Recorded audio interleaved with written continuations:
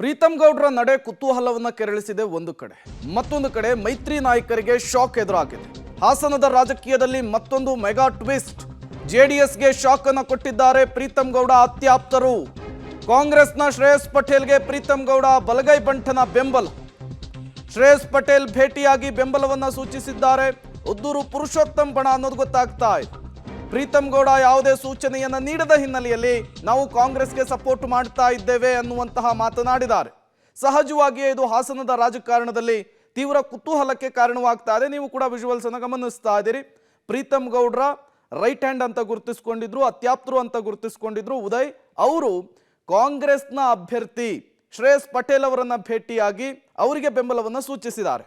ಮತ್ತಷ್ಟು ಡೀಟೇಲ್ಸ್ ಅನ್ನು ಕೊಡ್ತಾರೆ. ಇದೇ ವಿಚಾರಕ್ಕೆ ಸಂಬಂಧಪಟ್ಟಂತೆ ನಮ್ಮ ಪ್ರತಿನಿಧಿ ಶಶಿಧರ್ ನೇರ ಸಂಪರ್ಕದಲ್ಲಿ ಜಾಯಿನ್ ಆಗಿದ್ದಾರೆ. ಶಶಿಧರ್, ಒಂದು ಕಡೆ ಪ್ರೀತಮ್ ಗೌಡ್ರು ತಮ್ಮ ನಡೆಯನ್ನ ಸೂಚಿಸದೇ ಇರೋದೇನೆ ಈ ರೀತಿಯ ಬೆಳವಣಿಗೆಗಳಿಗೆ ಕಾರಣ ಆಗ್ತಾ ಇದೆಯಾ ಅಂತ? ಹೌದು ಪ್ರೇಮ್, ಏನು ಪ್ರೀತಮ್ ಗೌಡರಿಗೆ ಬೆಂಬಲವನ್ನ ನೀಡಿ ಅಂತ ಹೇಳಿ JDSನ ಯಾವ ನಾಯಕರು ಅವರನ್ನು ಭೇಟಿಯಾಗಿಲ್ಲ. ಅಲ್ಲದೆ ಪ್ರೀತಮ್ ಗೌಡರನ್ನು ಸೋಲಿನ ಸೆಳೆದಿರುವುದು ಹಲವು ಕಾರಣಗಳು.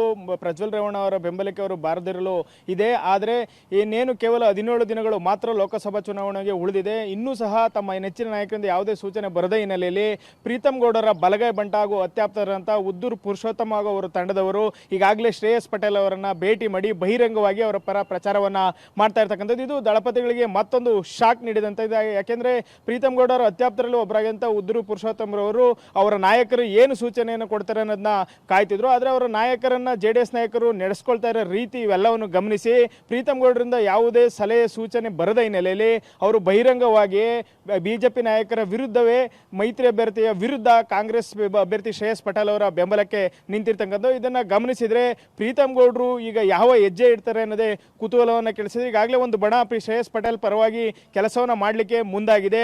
ಈಗ ದಳಪತಿಗಳು ಏನಾದರೂ ಒಂದು ವೇಳೆ ಪ್ರೀತಮ್ ಗೌಡರನ್ನ ಭೇಟಿ ಮಾಡಿ ಬೆಂಬಲವನ್ನ ಕೋರಿದ್ರೆ ಮಾತ್ರ ಉಳಿದಂತಹ ಕಾರ್ಯಕರ್ತರು ಬೆಂಬಲ ನೀಡಿದರೆ ಅವರ ಬೆಂಬಲವನ್ನ ಪಡಿಬಹುದೇ. ಇಲ್ಲವಾದಲ್ಲಿ ಉಳಿದವರು ಸಹ ಉದ್ದೂರು ಪುರುಷೋತ್ತಮ ಬಣದಂತೆ ಕಾಂಗ್ರೆಸ್ ಅಭ್ಯರ್ಥಿಯನ್ನ ಭೇಟಿ ಮಾಡಿ ಅವರಿಗೆ ಬೆಂಬಲವನ್ನ ನೀಡುವಂತ ಸಾಧ್ಯತೆಗಳು ಹೆಚ್ಚಾಗಿ ಕಾಣ್ತಾ ಇದೆ.